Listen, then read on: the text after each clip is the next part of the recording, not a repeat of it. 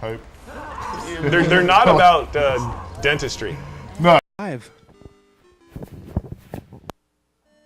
Good morning, everybody. Larry DeMar here at the Leading Edge Design Office. We are here for this monumental day where 4 amazing players are going to all see if they can endure Robotron to get to 100 million. And really interestingly, it's turned into a race to 100 million, which has kind of added a whole new slant on this. We have, for those who are not familiar, we have Ken House and David Gomez, who broke 100 million last year. And then we have Dane Tullock and Greg Hansen, who are joining them. And these 4 amazing players are going to really show us some fancy work. I am able to monitor the chat in the room and would love to, field people's questions, comments, or anything else as we go along. I see all 4 players have their games up and running. I don't know if we're going to try to do an exact simultaneous start, and I'm not sure. I guess players, if you could type at me if that's how we want to do this, because we didn't arrange this ahead of time. And I'm seeing the chat on a delay of 10 or 15 seconds. So if Ken, Greg, Dane, and David, let me know if you're ready, and if we do want to all try and start simultaneously, I think that would be awesome. I've seen some great trash talk. For those of you in the Williams Defender Player Unite Facebook group, there's been some great trash talking going on. If you're not in the group, you should try and contact Mark Hoff to see if you can be admitted. Because I think anybody who's spending their Friday morning here to watch the Robotron players is certainly probably a candidate that we'd be interested in joining our group. Still looking to see if anybody, if there's any two-way conversations. Oh, there we go. It looks like Dane has started. Dane has started a test game. Dane is going to communicate with me in Morse code by hitting 1 and 2 player starts. And that way I'll see what he's doing, unless he can go into his chat window. Okay, we got Ken going. We got David going. I don't know. I guess they are labeled. We've got Ken in the main window. And then left to right, it looks like it goes Greg, and then Dane, and then David on the little thumbnail screens.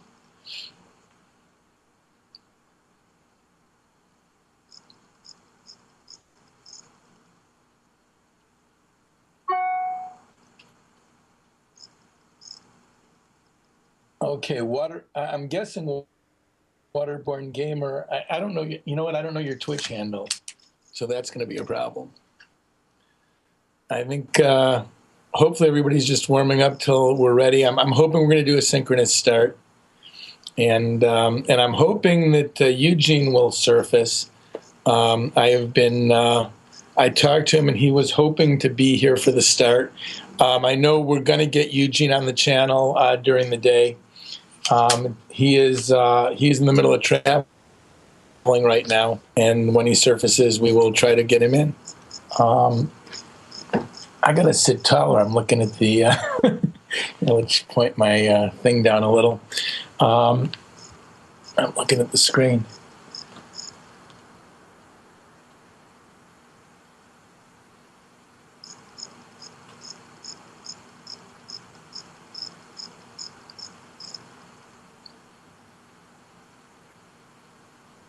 Okay, I don't know if the players can hear me. I'm going to type at the players. Okay, let's try that. We'll see how it goes.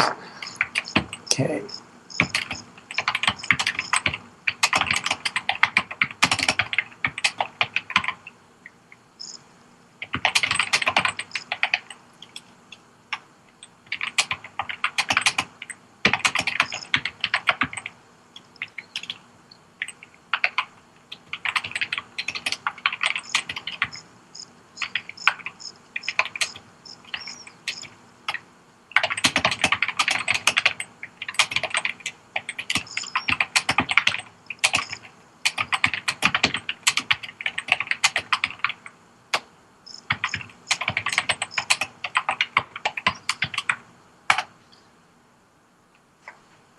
And of course, Twitch needs me to log in.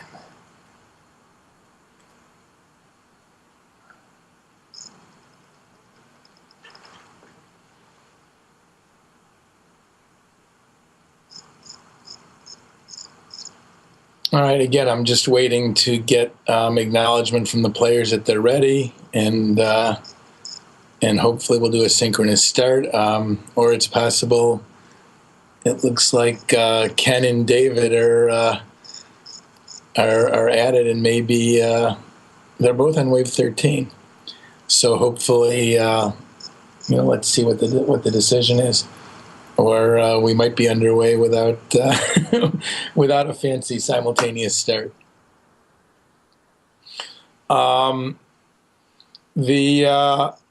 Something that has been part of this event, and it started last year when both Ken and David were doing marathons. There was it was awesome to be able to watch these on Twitch. We really are in a new era of competitive video game sport, and it's all being developed. We're in the Stone Age, and we're all seeing it happen.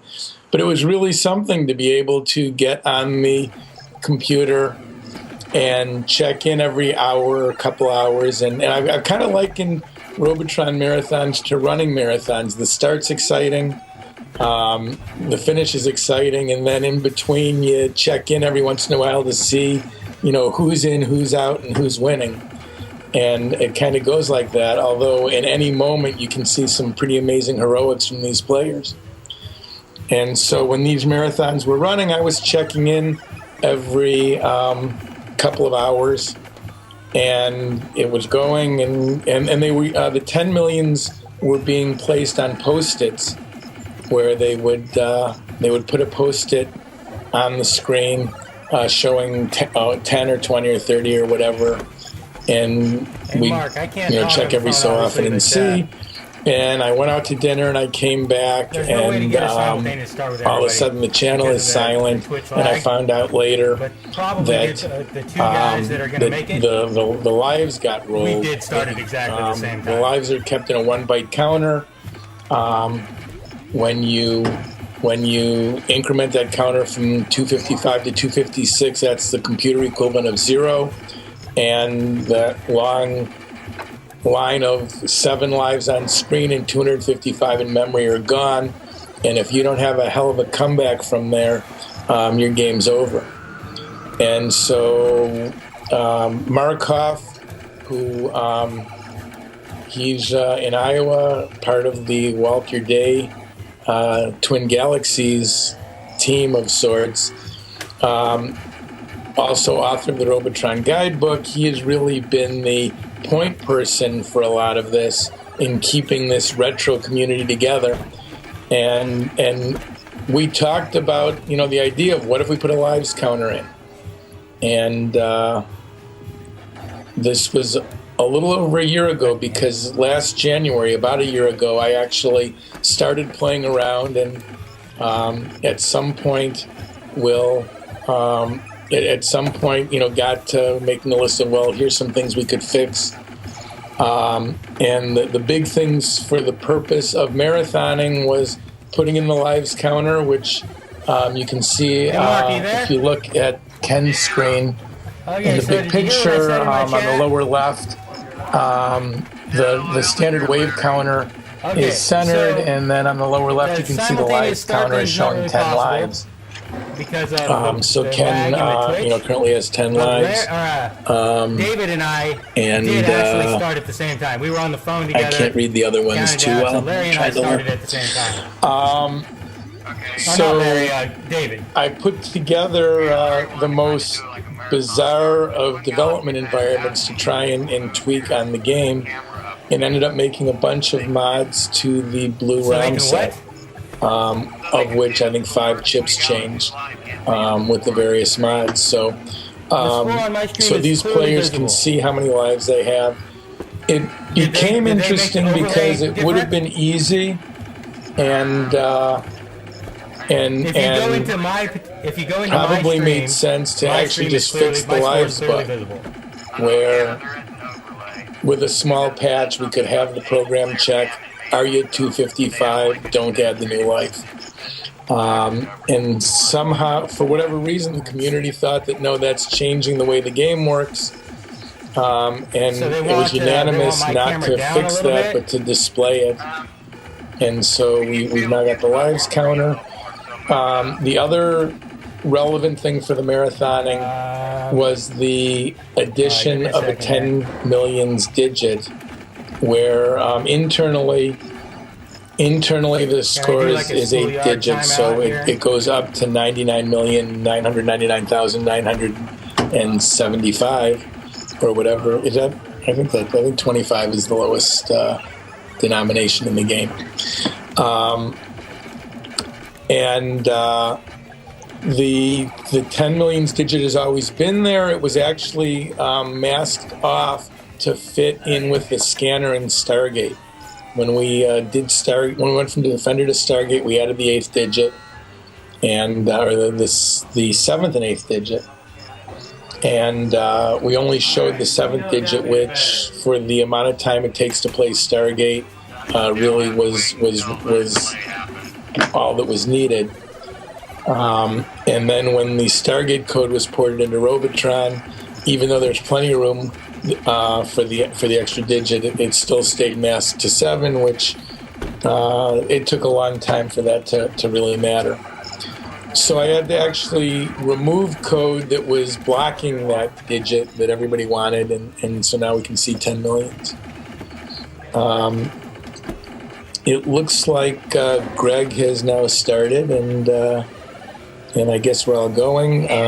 Apparently, is it Ken and David that started at the same time? Somebody pointed that out.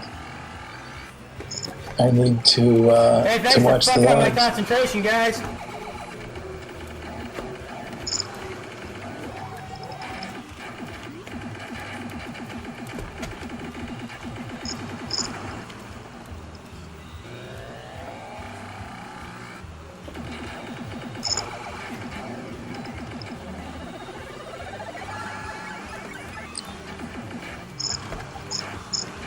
All right, everybody seems off to a good start. I'm not sure play-by-play makes sense. I don't know if we want to focus on Ken's screen and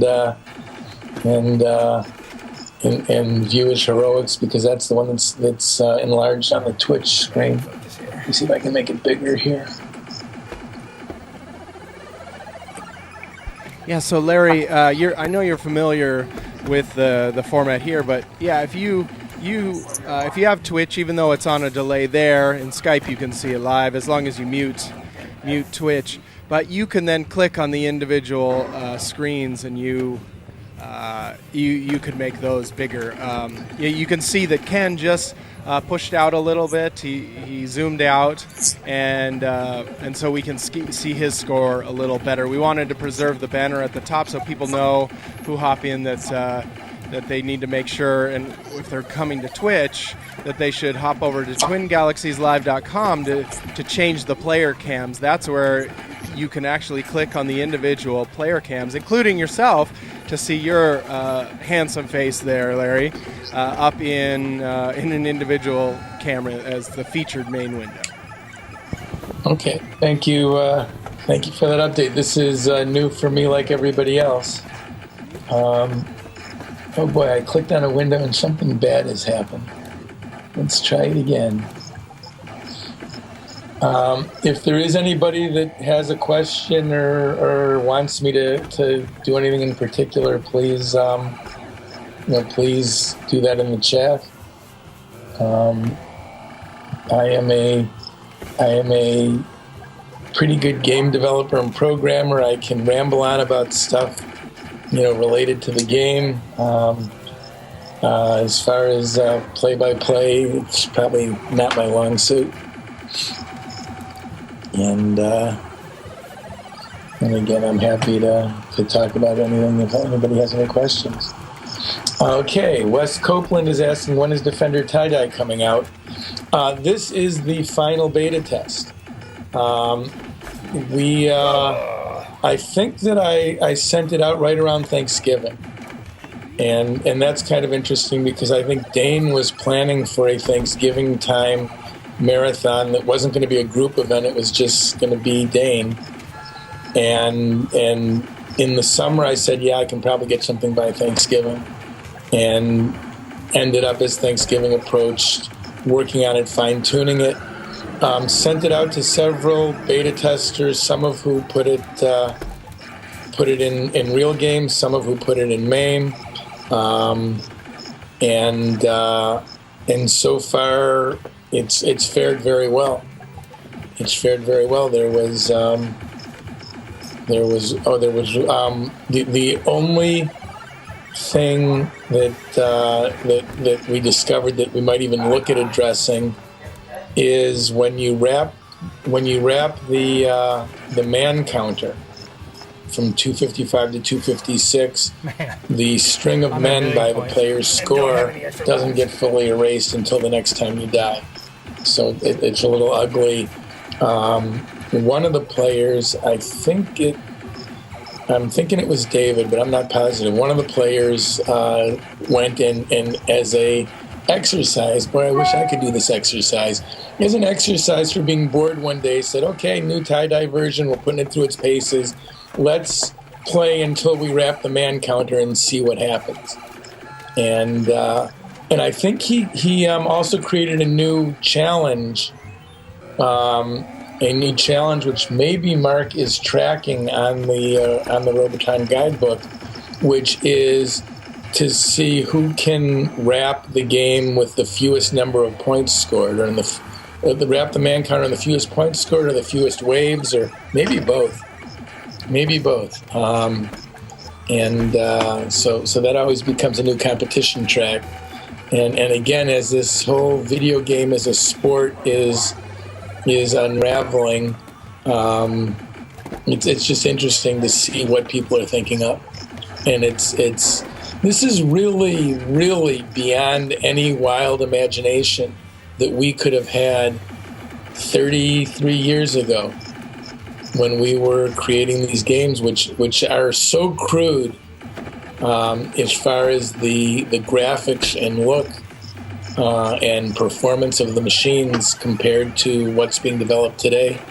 It'll be great to get Eugene on, since he has been making video games through this entire sequence where they are now doing state of the art with first person, lifelike graphics, amazing performance, interaction, and sound. There are some that say that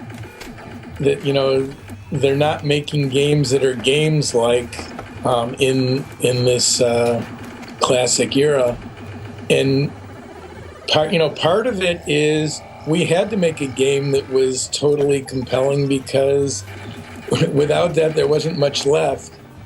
And then the other side of it, which I've been caught up in, and I know that every modern game designer is caught up in, the number of people and man hours and the effort required to do a game today, just to bring up the basic game with no rules and no gameplay, is 100 times what went into a game like Robotron.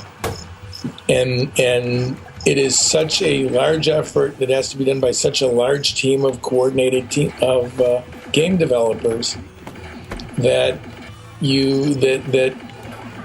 having a compelling game or a great game often isn't really focused on, or that much time isn't spent on it. And so there's a real contrast, and it's real heartwarming to see the following this game has continued to have, the excitement that people have playing it, the skill of these four and other guys in their league. Someone I met recently asked me, "Oh, are you playing tomorrow?" And I'm like, "Are you kidding me?" I played this game fiercely from zero up to the point where I hit 1 million, and I hit 1 million 2 or 3 times, and that was an amazing achievement. I never got to the point where I could hit 1,000,000 every time. I got to 1,000,000 when the ball went my way and I had a couple of amazing waves and other things went right.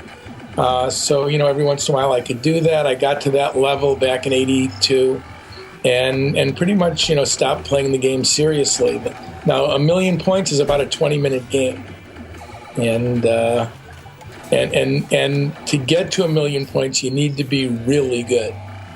You need to be really good. So the skill these guys have, where they can wrap the players and really they win men faster than they lose them at these settings, and it is amazing how good they are, and it's really fun to watch. One of the enduring things that I think has kept this around is when you get into these just ridiculous situations and you battle your way out. I think that is a hook that is more powerful than anything else in the game. You feel like Superman. You cannot believe you are sweating. The adrenaline is going, and it's like, how in the hell did I do that? And we will see that as we watch these guys play. We're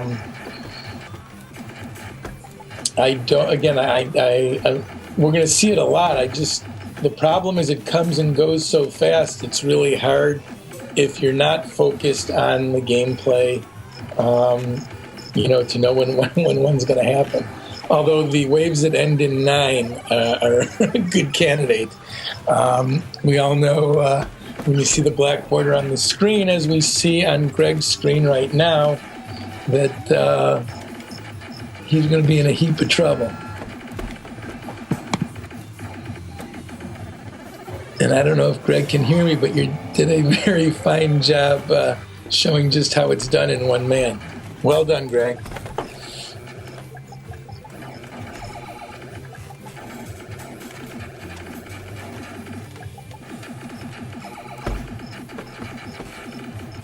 All right, I'm looking for questions, because I'm tired of rambling again. Almost got him.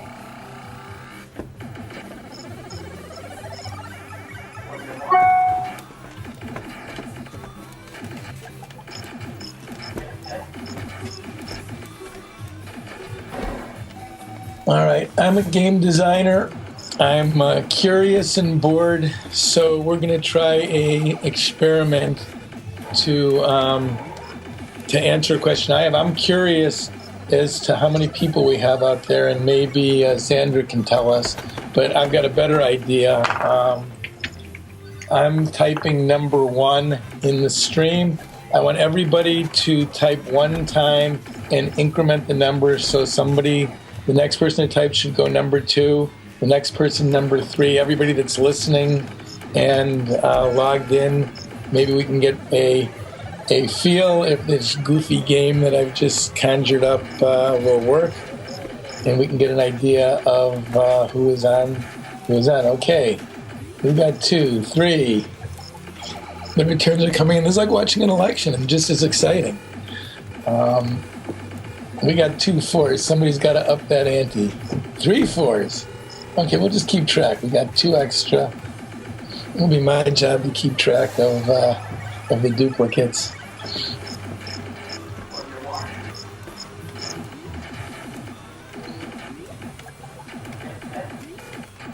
All right.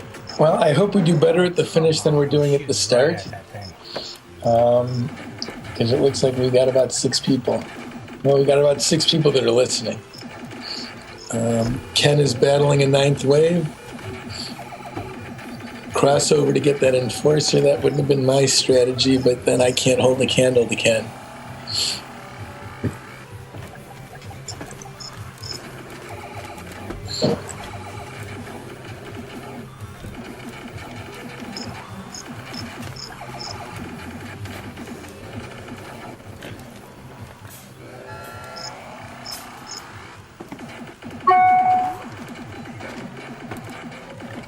All right.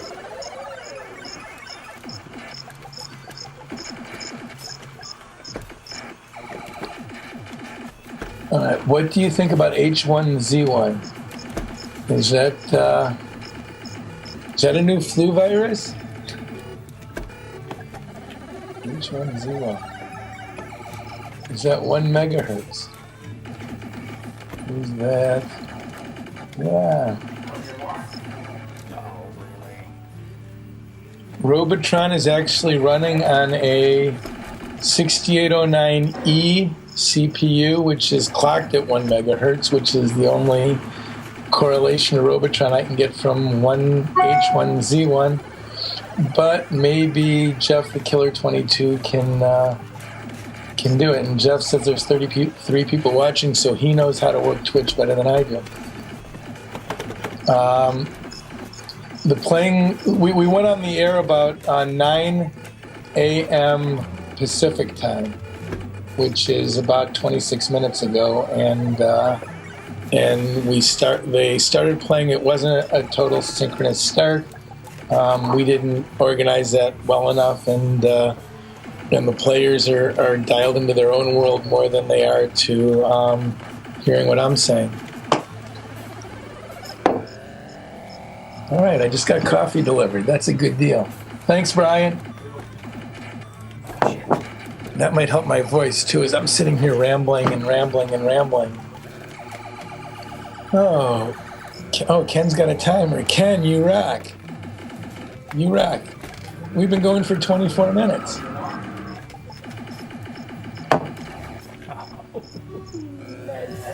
Okay. Thank you, Buckwheat. H1Z1 is the new zombie survival game by SOE and Alpha right now. I have not stayed in touch with the current games as well as a lot of people. So I am not the person to ask about H1Z1. Eugene would be. I'm going to see if I can reach him again. So I'm gonna go off for just a moment. You might see my face, but I'm gonna try and see if I can summon Eugene and get us in on this.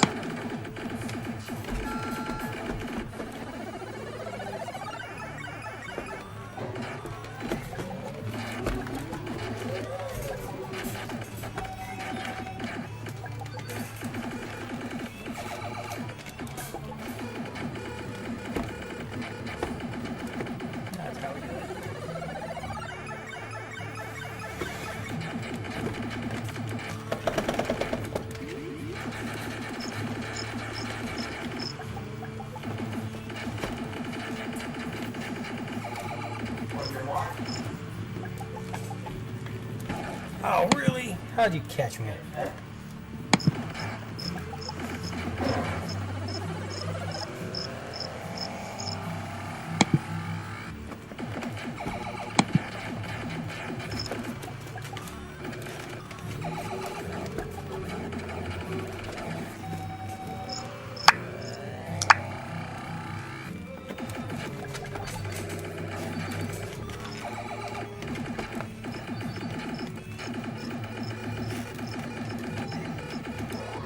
Well, it's appearing that Eugene may be online, but not answering his Skype ring. Let me see if we can text him.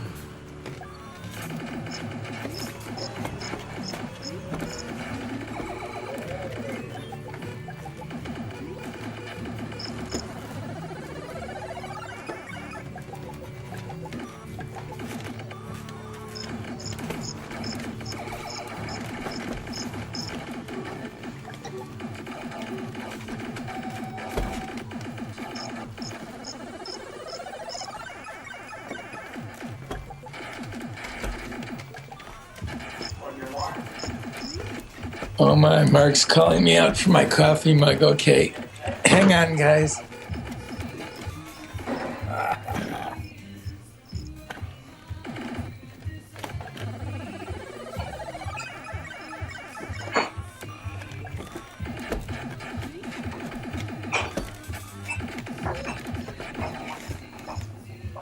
was pretty trapped over there.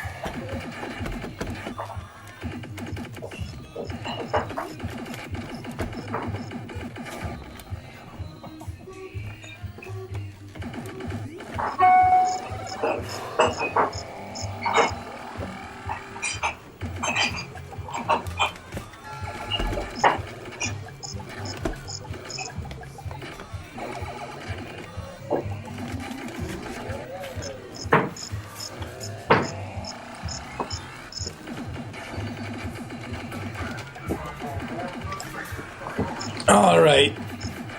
There it is. The Robotron mug didn't make it into the office, but we got this great one from Mark and the WPDU guys. All right.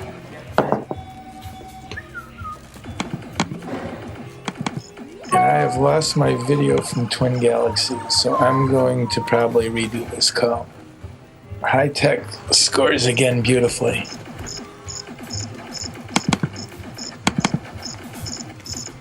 All right, I'll be back.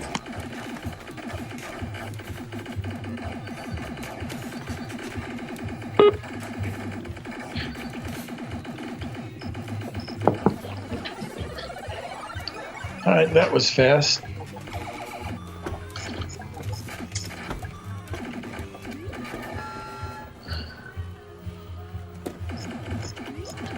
I'm trying to see how everybody's doing on lives. It looks like David has about 34. It looks like Ken has maybe 25. I cannot see the other two screens well enough. Maybe if I do a little going up here.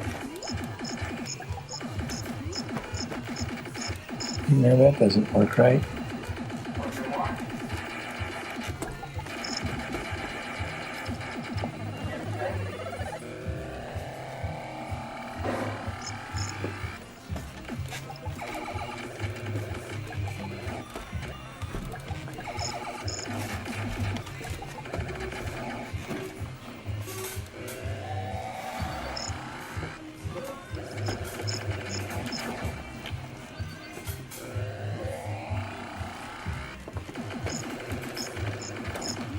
So it looks like, since I noticed we've got Darren and Greg working 2 games right now.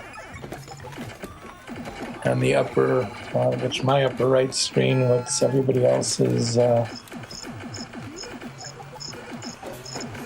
screen number 1, I guess. Yeah, screen number 1. Darren is another player who is in the same realm of ability who wanted to compete in this, and he has some he has some issues that are personal that are keeping him from being able to be with us 24 hours. But he wanted to be part of this event, and he is playing. I would guess on the left side there. I had the pleasure of what, as a matter of fact, Darren is the only one in this contest that I've seen play in person out at Star World's Arcade in DeKalb. They had a couple of big Robotron events in 2012 in the summer. And I met Darren that night and was utterly amazed watching him play the game. Just a real maestro. He's not going to be able to do the 24-hour run today. I'm sure this isn't going to be the last event of this kind, and really look forward to Darren being part of it the next time we do this. Let's reaim my camera. That should be better.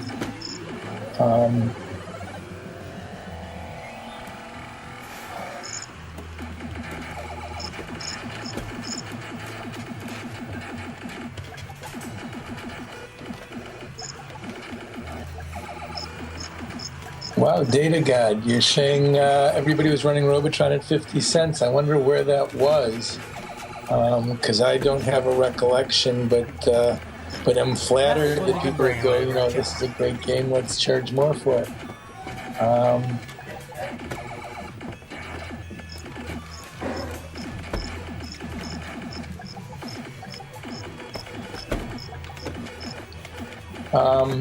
Mark, you talked about the herd of the red grunt robots and their behavior. That is kind of interesting, so I'll try and chat about that a little.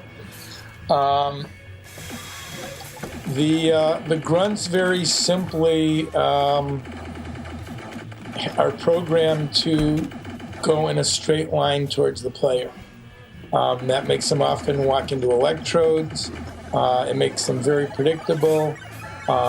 It makes it so if you circle the pack will get denser and denser as they keep changing directions as you go around in the circle, which is a strategy. We're going to see David play a wave 9 and see some of the techniques where you've got almost 100 grunts there.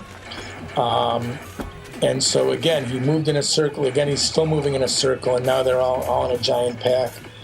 You have to keep moving in the circle because there's so many that even when you've got them in a line, you don't have enough bullets.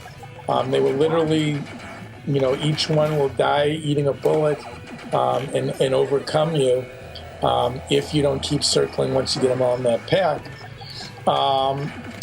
One behavior that I've seen with players of this caliber, I've done it a time or two myself, but these guys do it regularly, is where as you're moving away from the grunts, sometimes you cannot continue in your circle. You get misdirected, usually by the hulks being in the way or walking in your path.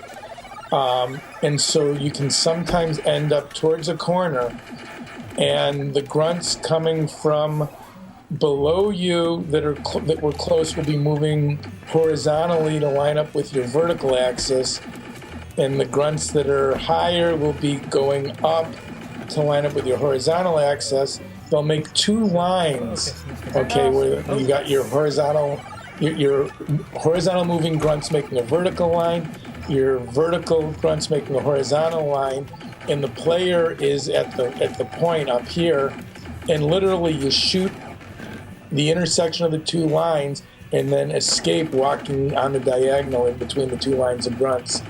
It's again one of these things that as developers of the game, we didn't even understand that behavior was a side effect of their motion, and players of this caliber regularly will use that maneuver when they get into trouble.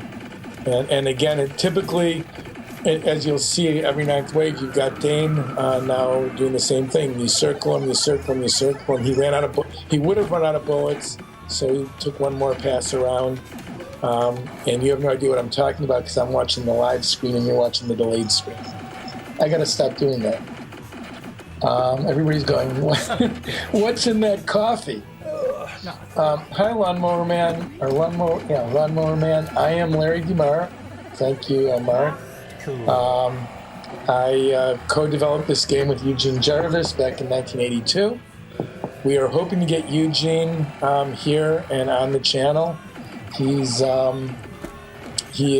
traveling today and wants to be here. We've talked about it, and he's going to join us. We just don't know exactly when. And I'll keep trying all day until I can get him. As long as you guys keep playing, I'll keep trying. I'm gonna take a look now and see if I can reach him. I'd feel better if he would text back. Eugene, for those who know him, he's a technical genius, but he is not a heavy user of technical stuff, especially to communicate. So when you email or call or leave a voice message for Eugene, you may get a response, you may not. He may see it in today's time frame and he may not. Another part of his charm. And so it's not unusual that with a plan, I don't know if he's on a plane or in Chicago or at his destination or getting this or not. Skype seemed to think he was online. So I'm going to give him another try and we'll see what happens. I'll be back in a minute.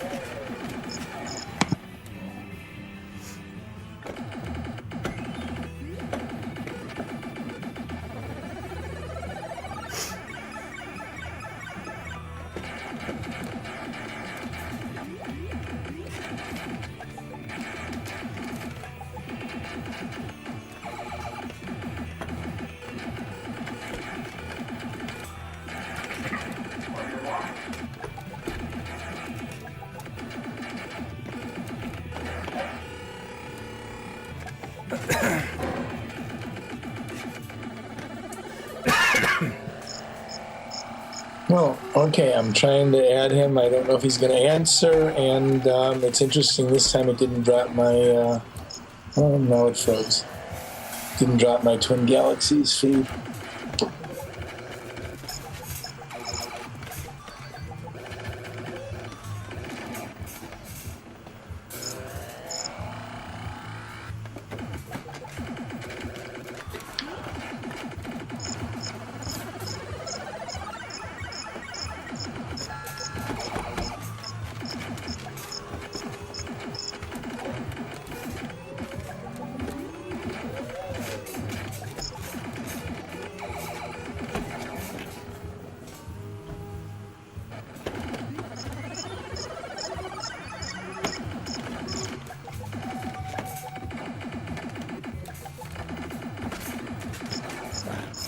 Okay, I'm trying to read this.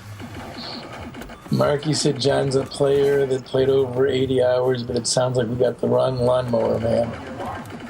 But thank you for the nice comments, lawnmower man.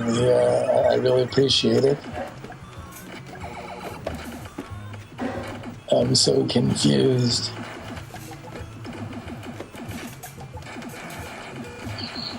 All right.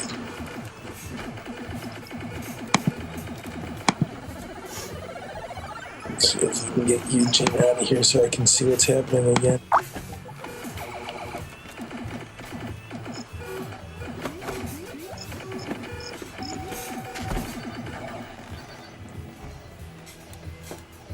All right, our 4 players are doing what they do. We are out of there, Mikey. 3/4 of the way through the first hour. Based on the 2 marathoners, it seems that the 100 million point generally is hit between the 23rd and 24th hour, which just is an interesting side effect of the wiring of this game, that the 100 million rollover point is almost an exact 24-hour day. Get out of there. Ken was the first to break it. I think it was early in 2014. David did it afterwards, and David went on to play another 5-6 hours, as I remember. I know. So we're looking at sometime after 8 a.m. Pacific tomorrow. If all goes well, it'll be amazing if we have 4 players getting to the finish line. And then I think the Twin Galaxies channel has the rest of the day until afternoon or evening hours before something else is going to go on the channel. So it'll be interesting. It'll be interesting to see who gets there first. It'll be also interesting to see how they drop off if more than one player gets there, because that's going to be one of those contests where you got to believe there's going to be a lot of fatigue, a lot of just excitement to have gotten to the finish line, and then who's going to let off their controls when, especially knowing that David is probably going to be raring to go a bunch of hours.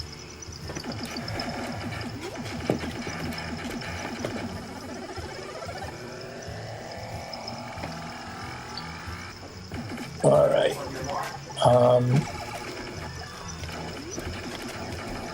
David's camera on the live feed is missing just the right edge of the screen, Mark. And it's interesting on the. Okay, so it's the live feed camera that got bumped. Yeah, the right edge. The camera on my live feed, the right edge of both Greg's and David's is clipped off. So if that could be recentered, that would help. Although I can't watch the live feed and talk about it because nobody can see what I'm talking about.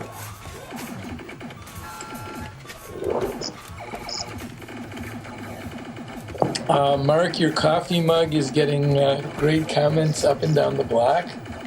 So that's interesting. Randini, you're asking about the world record for Robotron. I think I'll let Mark I'll comment a little and let Mark provide the detail in the chat box.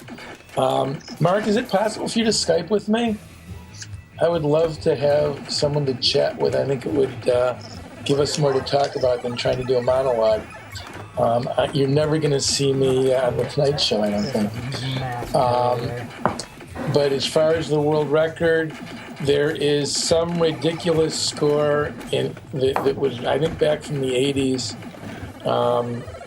That was hundreds of millions in the Twin Galaxy record book, which which nobody knows if that was one credit or restarts, because we believe they allowed restarts.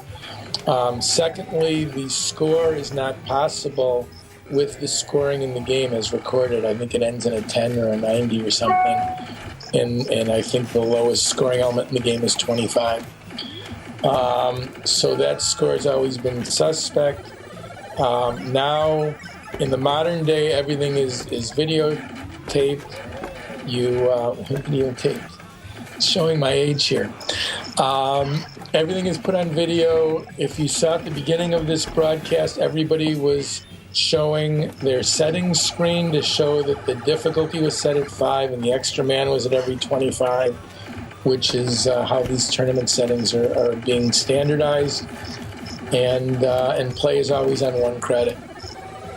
So if the machine malfunctions or you die, your attempt is over. I believe that, again, hopefully Mark will put in some real numbers, but I know that Ken wrapped the game first and he quit almost immediately, Ken House, when he hit 100 million. David Gomez was the second to reach the mark, and he played for hours. I'm thinking he did something like 125 million, but I don't remember. I mean, it was hours that he went into the day. Markov has the Robotron 2084 guidebook site. It has all the information on all the achievements of the players. So I recommend that you go there to the extent that we can't get the question answered here.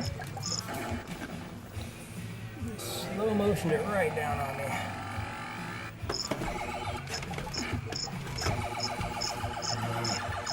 Okay, Mark's saying it's 125 mils, so the old memory bank here is serving reasonably accurately. We were vid kids in our 20s when we developed these games. Eugene just 3 days ago celebrated his 60th birthday, so he's so happy that I've been outing him everywhere. But Eugene is 60 as of this week.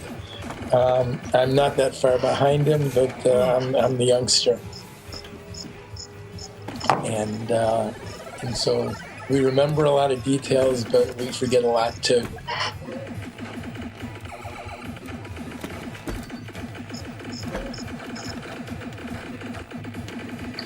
Okay, the question put up there, do you think the top Robotron scores from the 80s are BS? I think that's been the consensus. It's hard to prove anything, but the big thing with that top score, where it's not a physically possible score as it was recorded, adds to the suspicion. And again, at 100 million per 24 hours, at 100 mil per 24 hours, a score of several hundred million is pretty ridiculous. Now, with this new version, I have heard people scheming with the idea of taking the lives counter up to 256 or thereabouts, waiting for the wave counter to wrap around, where the game gets very slow and gentle in the first wave, and believing they could take 20, 30-minute naps while their men died off slowly and not lose too many men to be out of it, as a mechanism to extend, well past that 1.5 days that is, where human endurance becomes difficult. It's pretty remarkable. Again, those that are watching, listening, that play this game, Okay. wide awake, you've got to understand how hard it is and how highly skilled these guys are. What is more amazing than anything is to stay sharp enough so that whatever you lose by being tired still keeps you at the advantage point where you are going to win men faster than you lose them and keep the game going on. I'm in awe. I'm in awe at their skill. I'm in awe to watch them play. But to think about, you know, I'm going to have a full day of activities. I'm going to go to sleep. I'm going to get up. And these guys are going to be playing at this level solidly. It's amazing. It is truly remarkable. Some things seem to follow you, and they seem to have pretty advanced AI for the time. I bet there's some good stories about. Okay, Mark is commenting the credibility of the score. Tie-dye, you actually M squared net. Okay. M squared net. You're asking why the ROMs are called tie-dye. You spelled it wrong. It's actually TIEDIE. All of the ROM sets have brandished a color. In honor of Eugene's glorious background and upbringing in the San Francisco area and at Berkeley, tie-dye seemed to be an interesting color choice, and then the play on words where sort of dye, D-I-E, is the way of the world in the land of Robotron. We made it tie-dye, T-I-E-D-I-E. Mark, were you the one that suggested it originally? We were, I think it was in the WDPU room. Somebody suggested it, and I jumped on it, and it's been tie-dye since that day.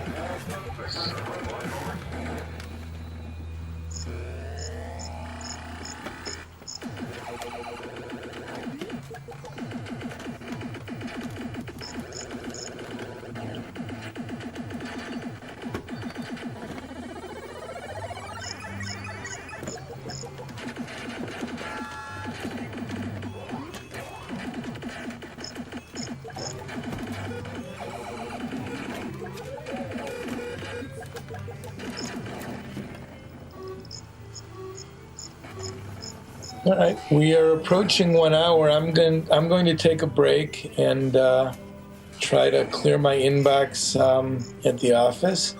I will keep an eye on this. I will have the chat up, and we'll be happy to chat or answer questions for a little while. And I will pop back in probably once I hunt Eugene down.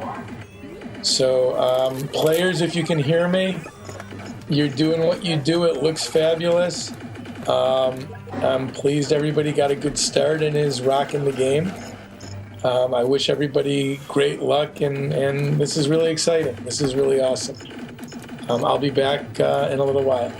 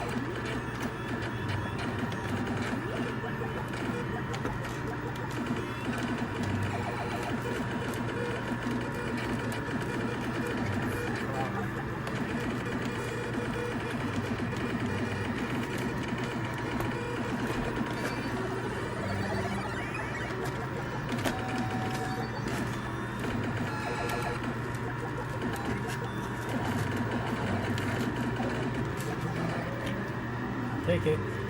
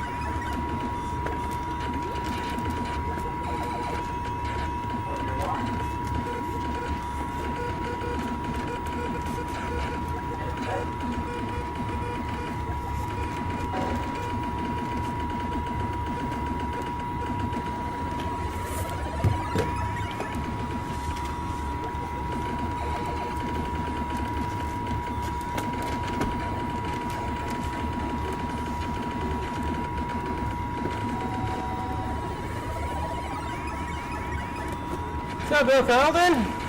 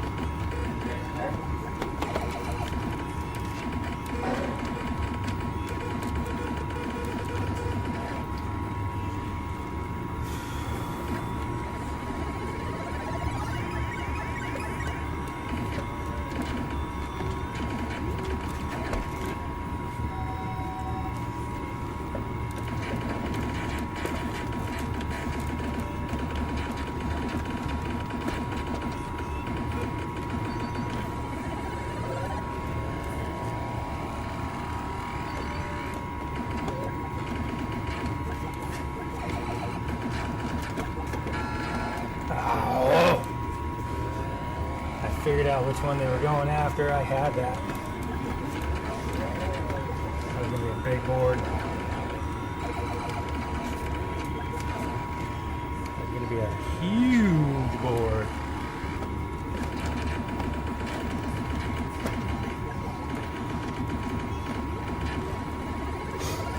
Huge.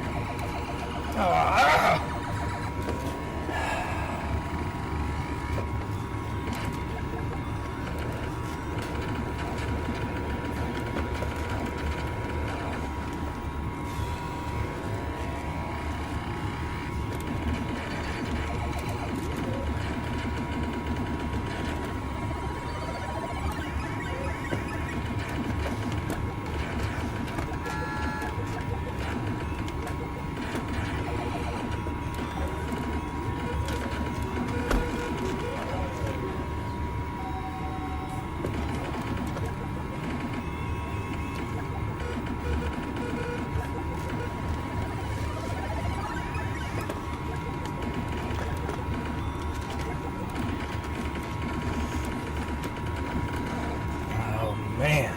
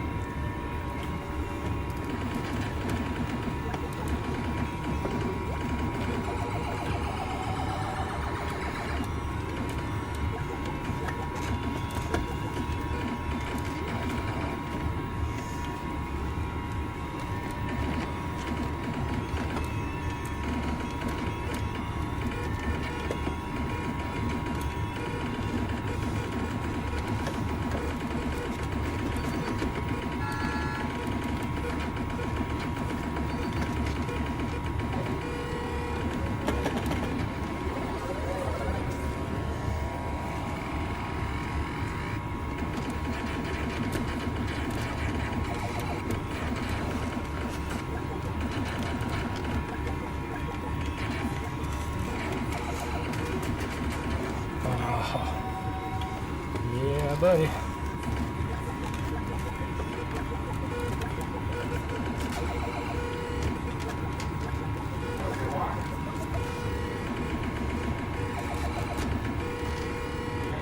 It's off, Hulk.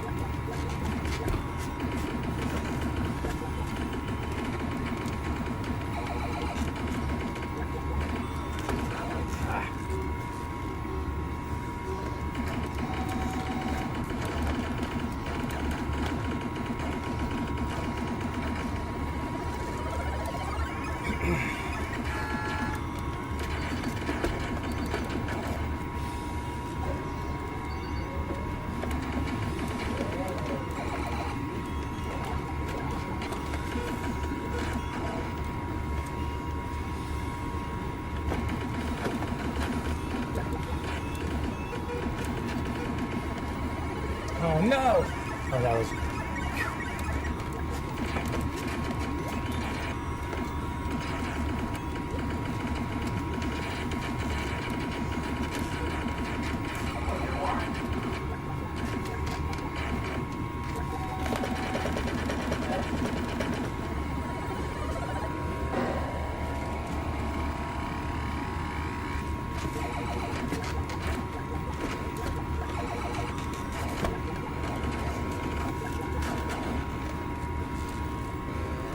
Going in there anyway.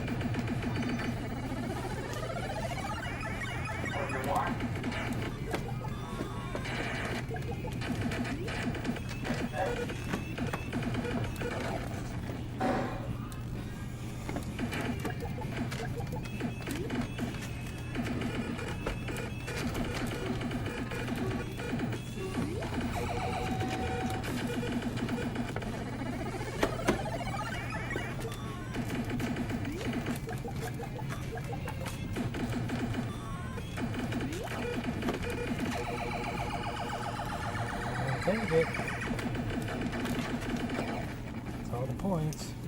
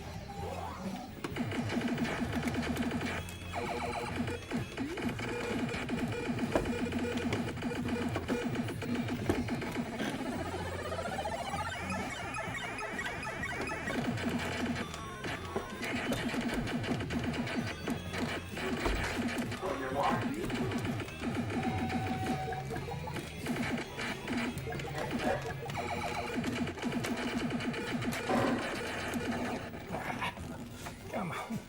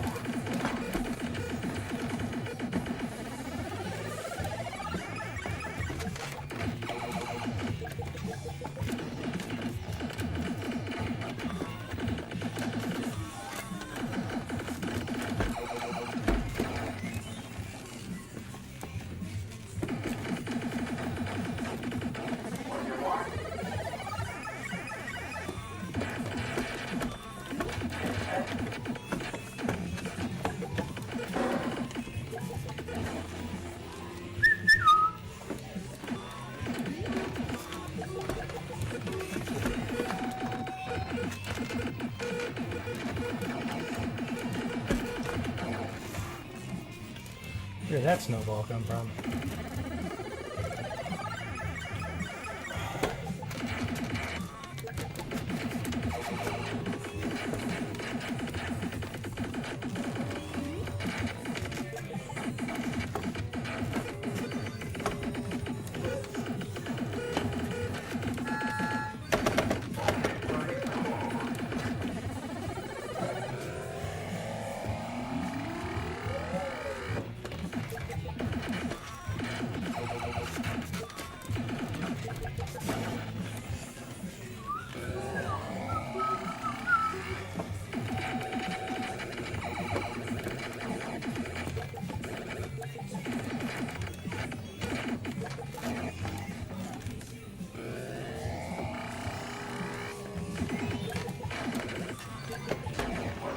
It's okay.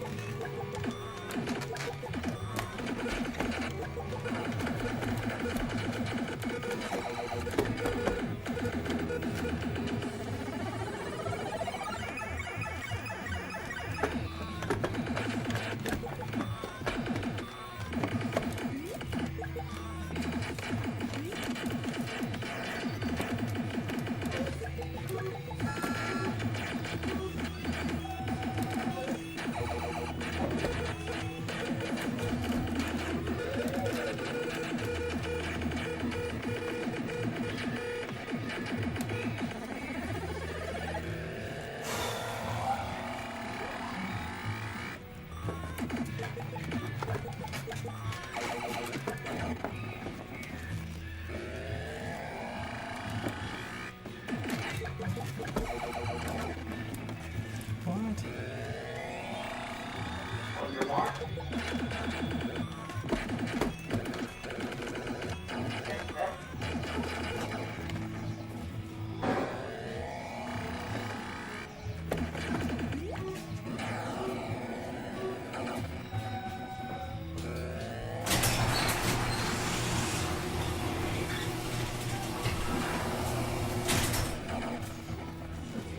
Cool down here a little bit.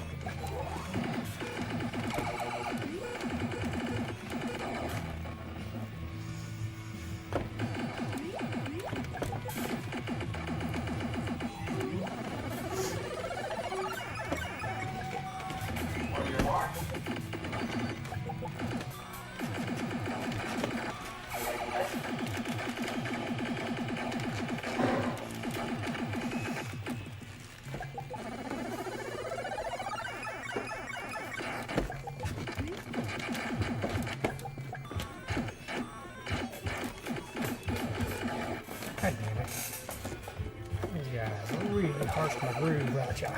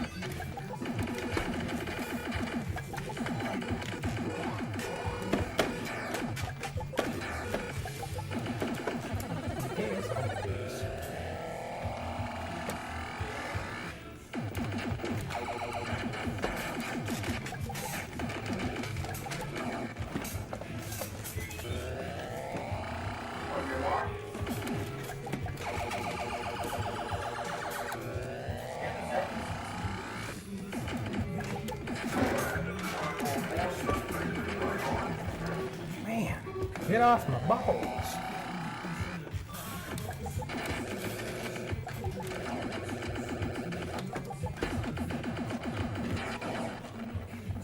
Not cool.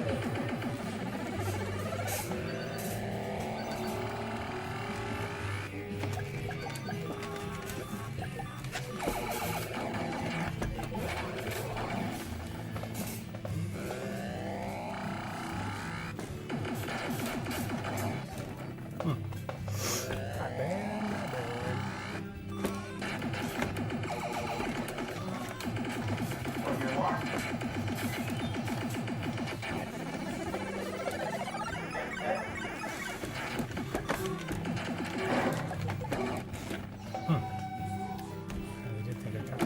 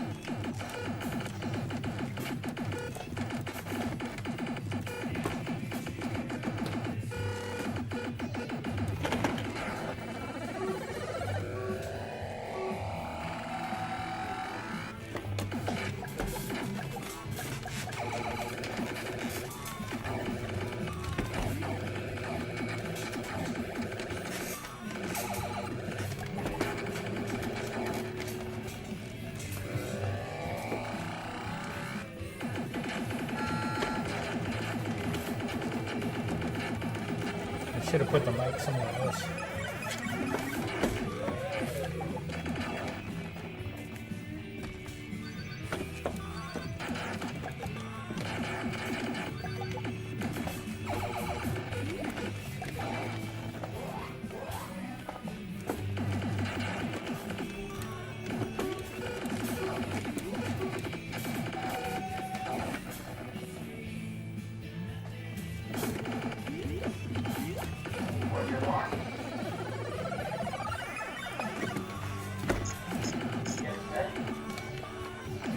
Okay, I now see a picture. Maybe we're going to be on the air this time for real. Hi, everybody. If you're listening, this is Larry DeMar. I'm back, and I have Eugene Jarvis with me. Hey, how's it been going, Twin Twice Galaxies? this game I've died with nothing left. Okay, we just appeared on the screen. So if you can hear us, somebody in the chat, please acknowledge that we are live. We are about an hour and a half into the 24-hour plus marathon, and I've got Eugene here on his travels trying to join us. He is on the road without much technology. So he's watching this on an iPhone. Can you see the four screens on your iPhone, Eugene? You know, I can't see anything. You know, this kind of reminds me of the development environment we had in 1982. Okay, where every step, everything we did was a high challenge with very low tech and tools that were almost non-existent. So we're giving Eugene the 1980s. There was a lot of blank screen, actually. Okay, and Data God says, hi, Eugene, you guys both rock. I'm going to have to interpret the chat screen, too, because we've got Eugene on voice, and he's got nothing. This is like coming from the moon. Okay? Like, we got... Neil Armstrong is up on the moon.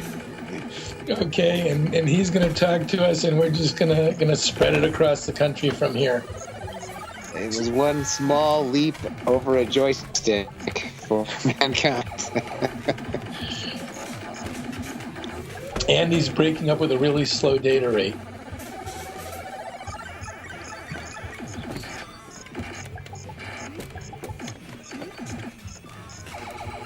So we again, we're watching Ken and Greg and Dane and David. They are all doing really well an hour and a half in. I can see on Ken's screen he's got 71 lives and about 7.5 million points. And I lost somebody. I lost Eugene after all that effort. Okay, I'm going to try again, guys. He can't hide from me now.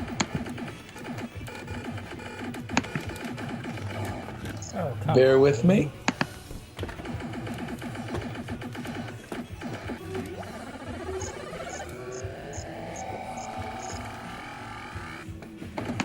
Barry, are we back? I got you, yeah. Yeah, okay, I think we're good. Can everybody hear Eugene?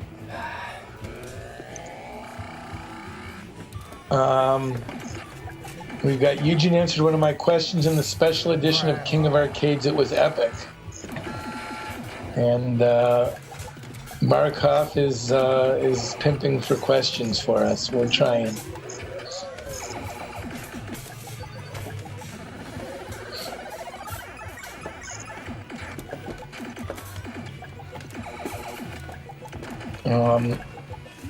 Anyhow, I was talking about the development environment that we had back then. It was really old, crude computers that were about as slow as the game, using floppy disks, using really cobbled up hardware to get our programs over into the box. It was amazing doing the patch for this tie-dye version where I was using MAME and the tools in MAME for debugging, and what a different universe the evolution of technology has been. Yeah, certainly there was a lot of blank screen action back in the day, Larry. You know, I mean, you would do a new build, type in a patch, whatever you did, and there was a significant probability that whatever you did would create just a complete blank screen, which, you know, certainly made things interesting, you know, and a lot of reloading and a lot of, you know, tweaking of ribbon cables, which were notoriously prone to failure, and rebooting of computers and during Robotron, we were also developing the first custom chips maybe ever used in first LSI chips, which were the Blitter chips, were being developed in parallel with the design of the game. And so we had these giant circuit boards that sort of worked like the final chips were going to work, and worked most of the time. And just created a lot of confusion and uncertainty. The famous corner enforcer bug, I blamed on the rat's nest boards for most of the time I chased it and never found it. And of course, everyone knows the story of Christian Gingras, who decoded, figured out every line of code in the game, and came back with a report showing us several things we did wrong, including a fix for the diagonal bug, which is in the tie-dye ROM set, the patch which some people use in their blue ROM sets.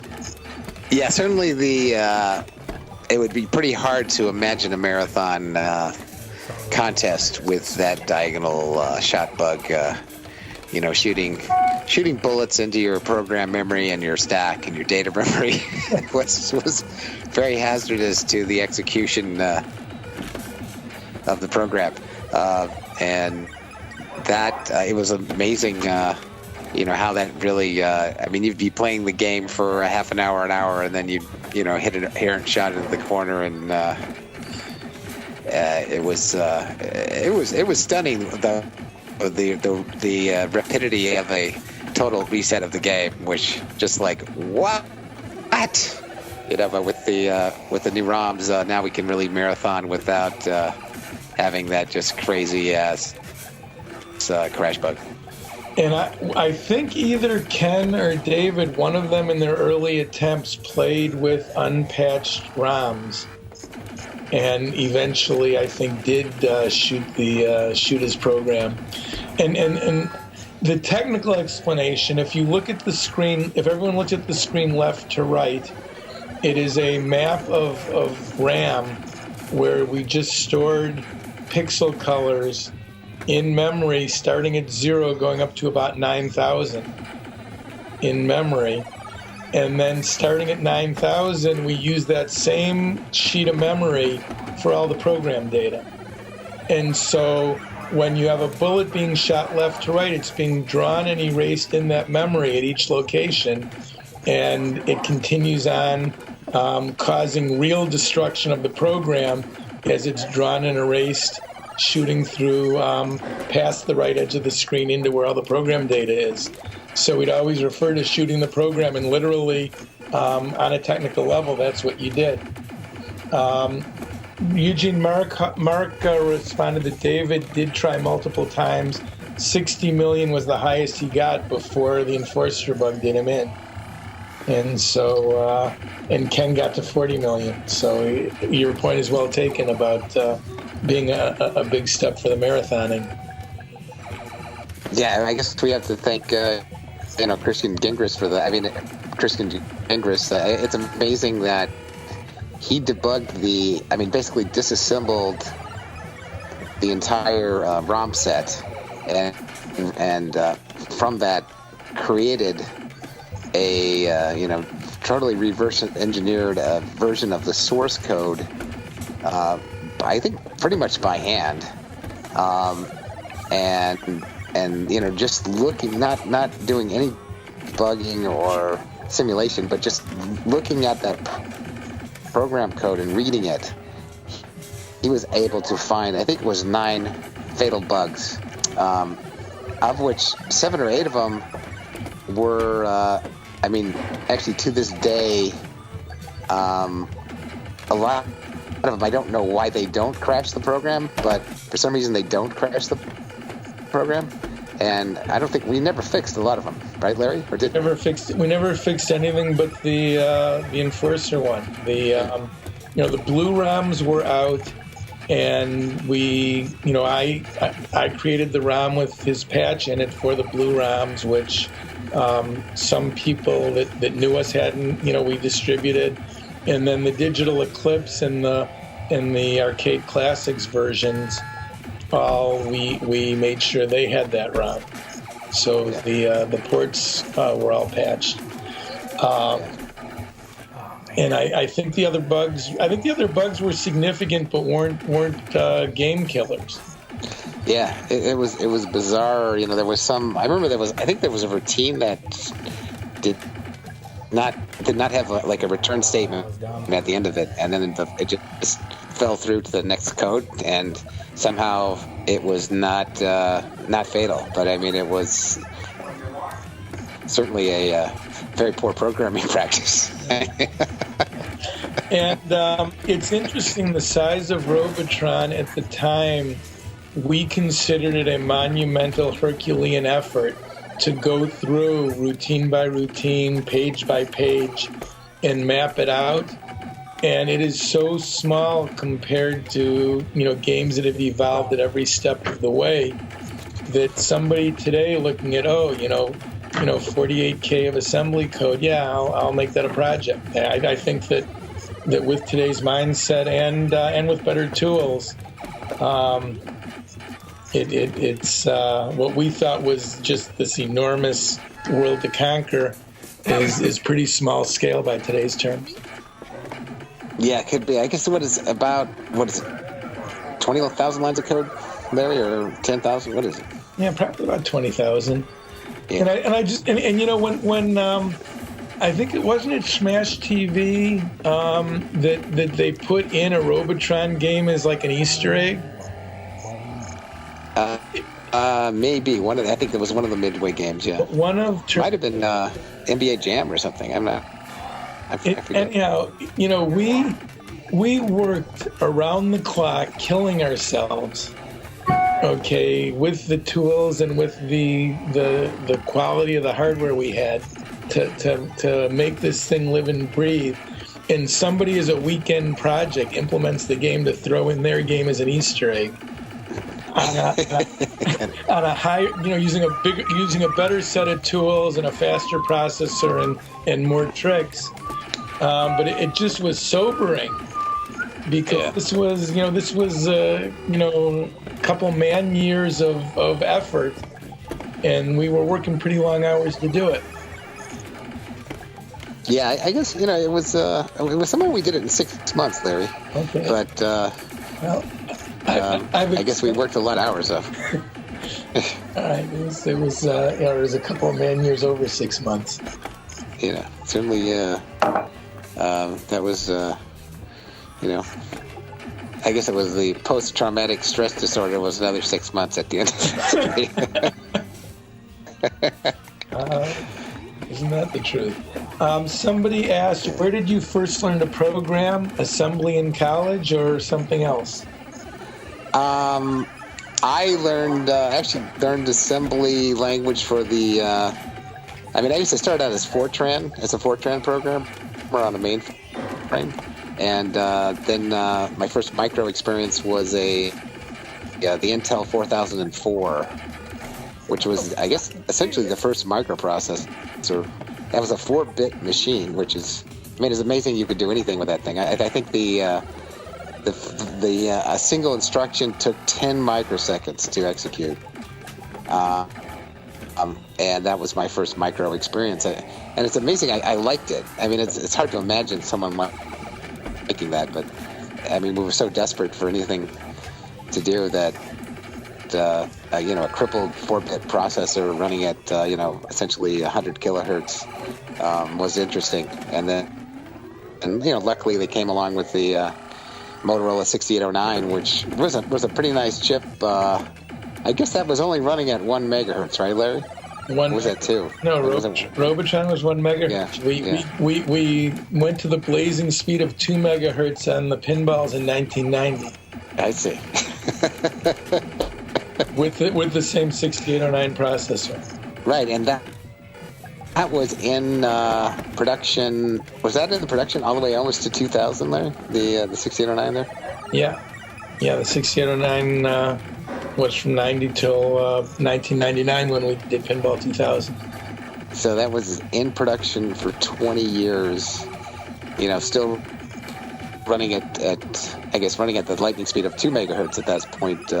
While the world had moved on to, by that point there was probably gigahertz machines, right, Larry? Certainly close to it. I'm thinking no, probably half a gigahertz. Probably we were 500 megahertz by then. Wow. But it is crazy. What amazes me is that that you'll play like a MAME emulator or something, and on a 2 or 3 gigahertz PC, and the thing almost runs as fast as a 1 megahertz 6809.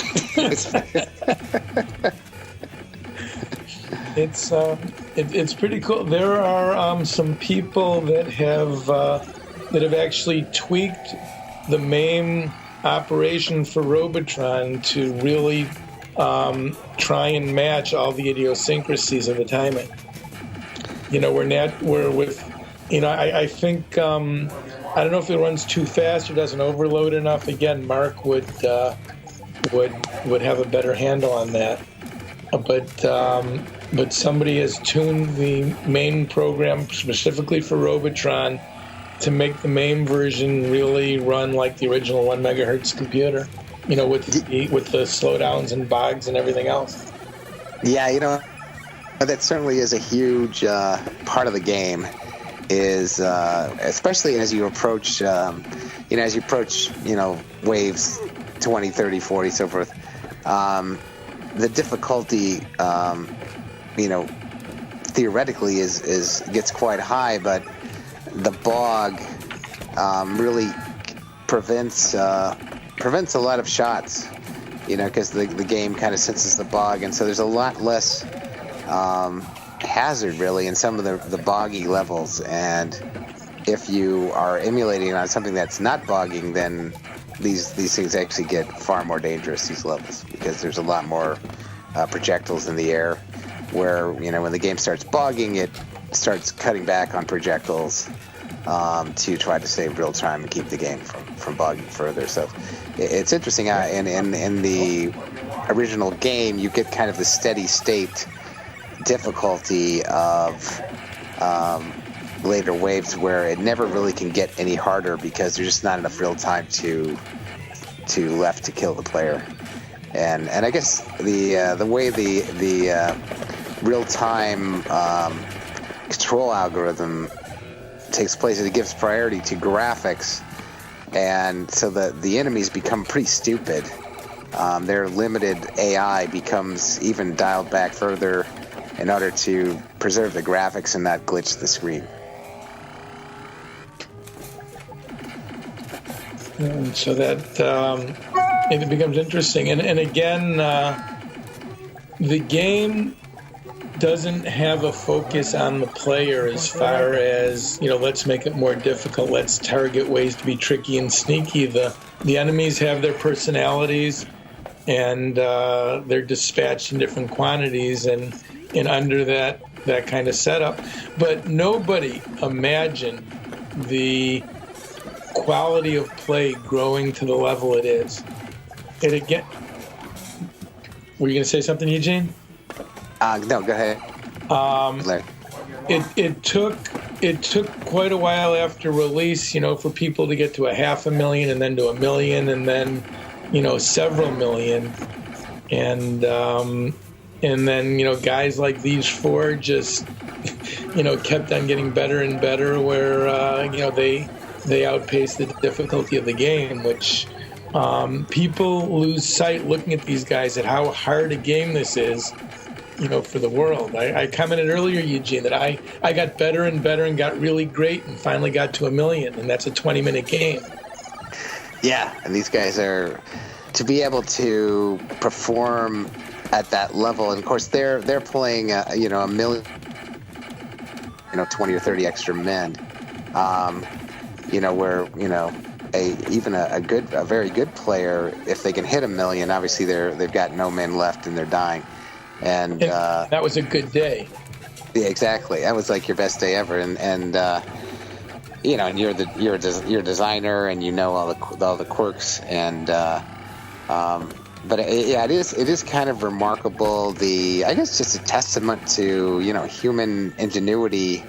It's similar to these hackers out there that break into these credit card sites and stuff, and it's like, like, this is impossible. No one could ever, break into this, and no one could ever do this. And just human ingenuity, where the humans just find a way to make the impossible happen, And I think Robotron players are very similar. They've, through practice and skill and great intelligence and tactics, they've figured out, the weak points of the game and how to counteract a lot of the enemy strategies. And it is what's kind of cool about the game is you have the different enemy types, and it makes it.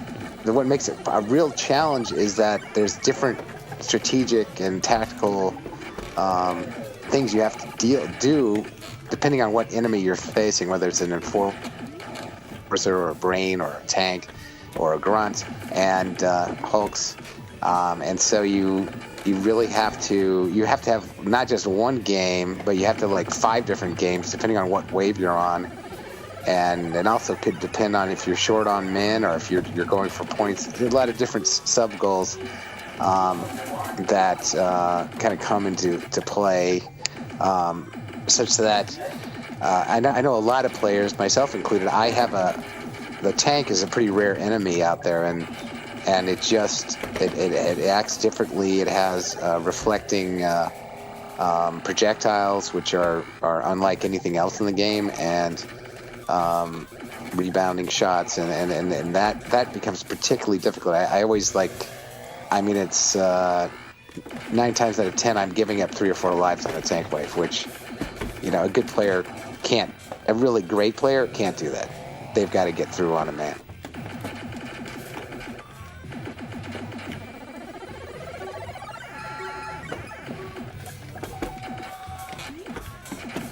Larry?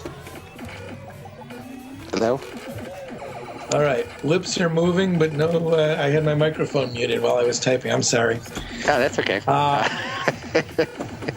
My last 40 seconds will have to repeat.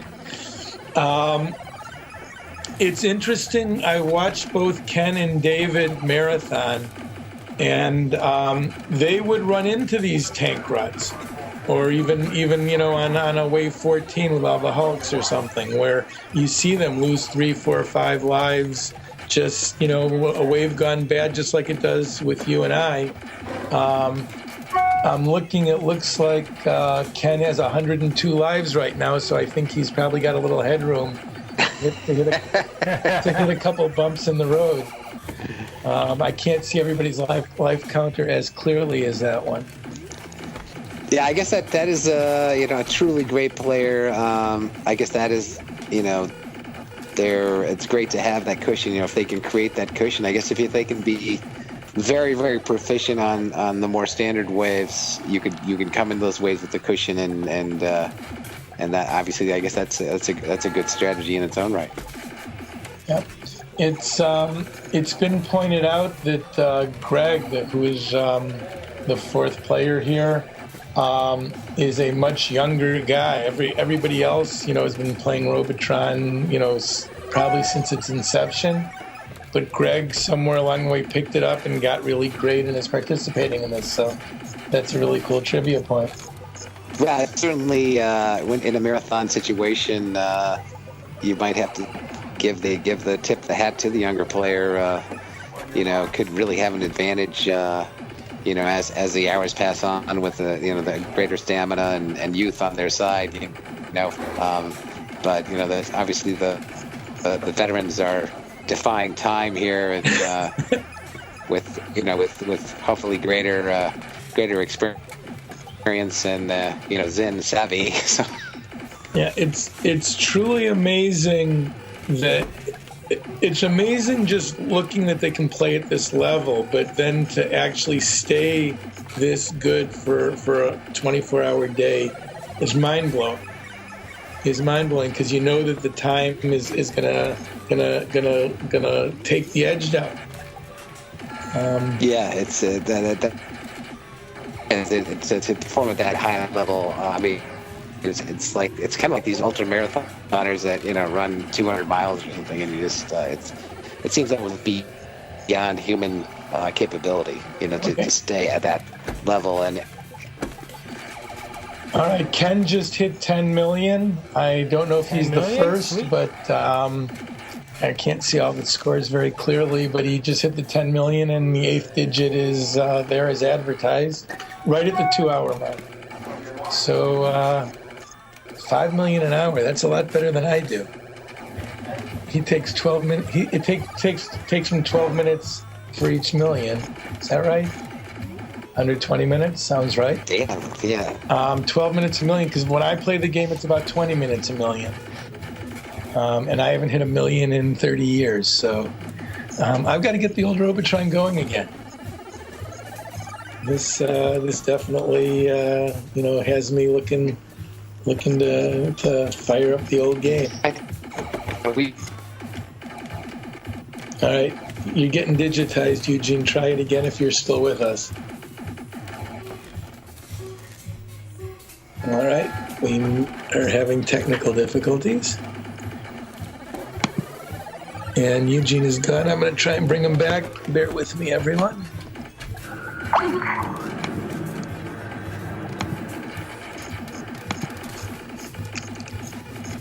He is sitting out there with low tech and low bandwidth. So we've got everything working against Eugene today.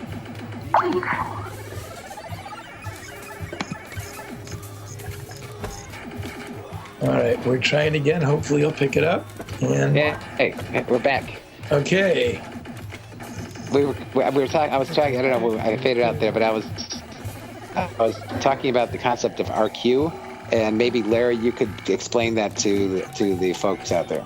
You're loud and clear. I'll let you take this one because it's totally on point with the 12 or 20 minute millions.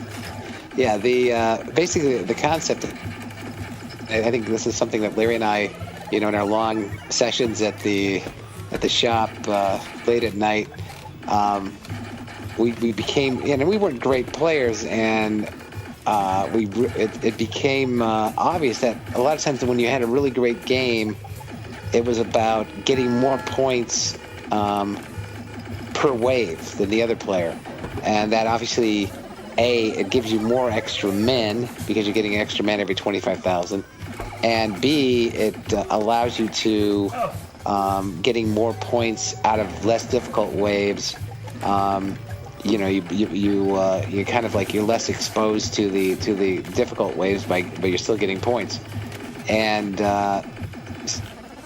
so it really became a crucial element to really to develop that surplus of men up there that allows you to get deeper into the game and to avoid getting tapped out in a tank wave, or when you have an inevitable rundown of men and it's kind of a breakdown. It's weird in Robotron you have this kind of dynamic of play where sometimes you almost feel godlike, and you're able to do multiple waves on one man, and you feel like nothing will ever kill you, and you're immortal, and then it's kind of counter. Then humility sets in.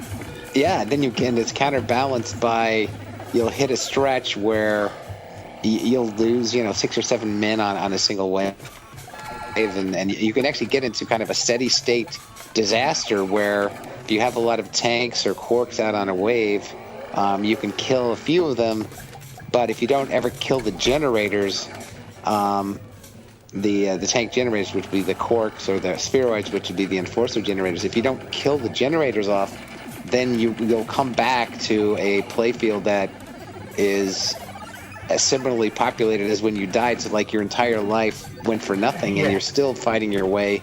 You have just as many enemies to fight away, or even more enemies sometimes. On your next man, you're making no progress with the game and just losing man after man after man. And those slumps. That comment was made without him seeing Mark's evil design. Mark wrote evil design. Those quartz that make tanks will make more tanks if you die during the wave. It can get worse the more you die. And Eugene did not see that and looped to the same point. Yeah, it's kind of the inverse of RQ. We would call that the RD, Robotron death. But so the RQ is very important. It's also you get these kind of jackpot waves where the brain waves, where you have this amazing bounty of humans out there, which can totally jack your score, because you get that 5,000. Once you get 5 humans, you get 5,000, 5,000, 5,000, and so it became very, very, very a huge part of your RQ is being able to milk those brainwaves for sometimes in excess of 100,000 points. I guess even sometimes it's even more than that, right, Larry? Absolutely. And then there's the Mikey bug in that helps you exploit that too, where all the brains are targeted at Mikey. Exactly, and so you have this, and it's funny. I mean, we had been playing, I several years, right? 3, maybe 5 years before we found that bug or feature or whatever it is, Larry. It is. I don't know. Did Christian find that? I think he did. It might have been Gingras or somebody. We had no idea that this was a side effect, and it was a bug in the program. The brains were each supposed to pick a random mommy or Mikey, and due to the programming, it wasn't so random. Yeah, and I guess what would happen is, this was very bizarre. You had it would only if you'd left the previous wave. If humans had survived the previous wave, the Mikey bug didn't happen. It was only if you'd have to rescue all the humans from the previous wave, or they'd be dead, or they died. But if you left them on the playfield, then the Mikey bug wouldn't happen. But it was amazing.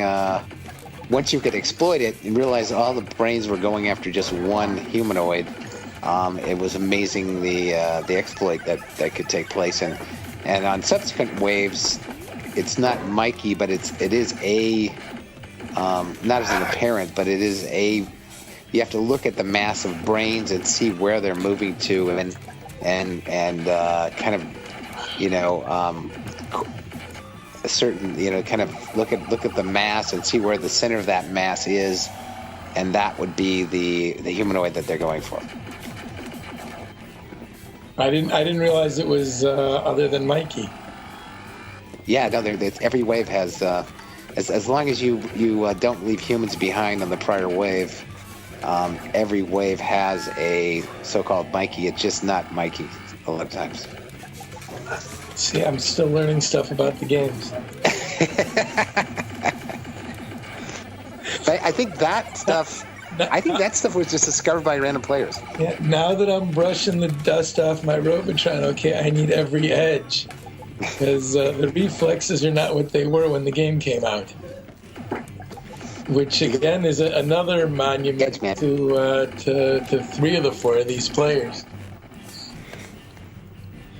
Yeah, what amazes me is what I found, watching these great players is there's some elements of Robotron that are counterintuitive, and this is what essentially booby traps the game for a newbie player.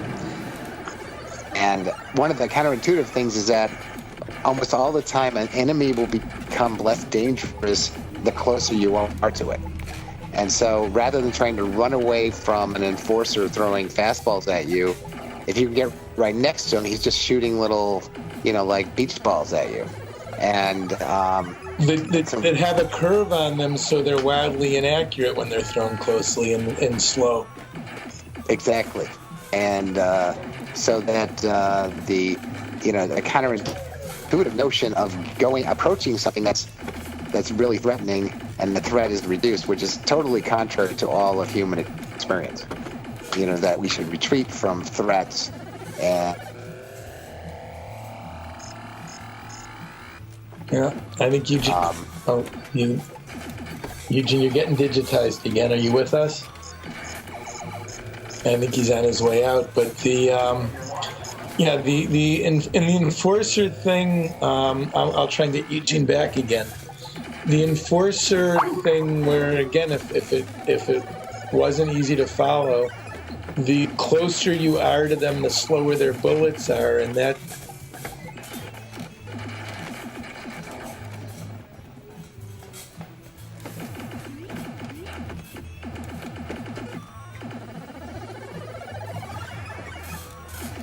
Oh!